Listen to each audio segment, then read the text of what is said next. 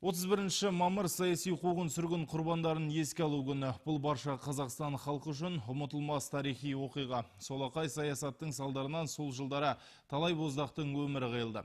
20 ғасырдың 30 жылдары талай азамат ашаршылықтың қасіретін сезінді. Айтулы күні Қазақстанның түкпір-түкпірінде шаралар өтті. Олардан солтүстік өңірде шет қалған жоқ. Бұл күні Петропавлдағы естелік қабырғасы ескерткіші маңында облыс әкімі Ерік Сұлтановтың қатысуымен митинг ұйымдастырылып, гүл шоқтарын қою рәсімі өтті. Тарихи деректерге сүйенсек, сол жылдары Қазақстан бойынша 1,5 миллионнан астам адам қырылды. 30-50 жылдары облысқа 10-нан астам өзге ұлттың өкілдері жер аударылып келді. Ал 37-38 жылдары халық жау деген айып тағылған 100 мыңнан астам адам тұтқындалып, оның 25 мыңы ату жазасына кесілді. Бүгін сол сұрапыл жылдары қаза болған азаматтардың ұрпақтары ата-бабаларын еске алып, рухына тағзым етуде. 18 жыл бойы еліміз осы күнді ерекше құрметпен атап өтуде. Тәуелсіздік жылдары мыңдаған заңсыз қуғын-сүргінге ұшыраған азаматтардың есімі ақталды. Олар ұлты мен діні, тілі мен діліне қарамастан тоталитарлық жүйенің құрбаны болды.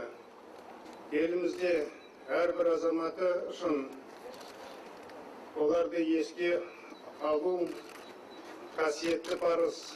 Саяси қуғын-сүргін құрбандарының құрметіне арналған ескерткіш 2003 жылы Памет қоғамдық қорының төрағасы Болат Мағазұлының бастамасымен орнатылды. 11 жыл бойы құрылыс жұмыстары жүргізіліп, биыл облыстық және қалалық әкімдіктің көмегімен соңғы жұмыстар аяқталды. Бұл мемориал республикада жалғыз облыстар арасында.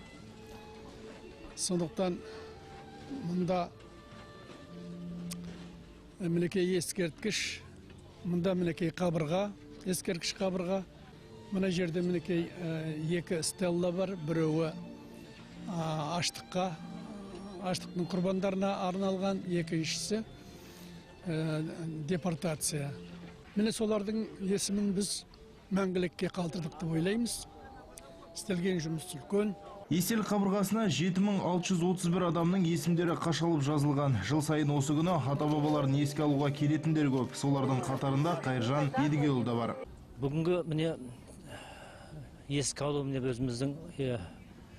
біздің міндетіміз, ұрпақтың аталарын еске алып, сондай қиыншылық кезде Алаш үкіметін құрамыз деп сондай атсалысқан біздің Байбатыр Ержанов Исмайылұлы. Біз соған өзіміз бір жағынан қуанамыз да, сондай білімді, дарынды атамыздың Алаш жұртына белгі болғанын. Әрине 1920-50 жылдары қуғынға ұшыраған саяси құрбандардың балаларының қатары сиреп келеді. Бұл ұрпаққа сабақ, себебі мұндай зұлматтың халқымыздың басында қайталанбауы кейінгі ұрпақтың қолында. Тоқтарғалым, Анатолий Белонок, ақпарат.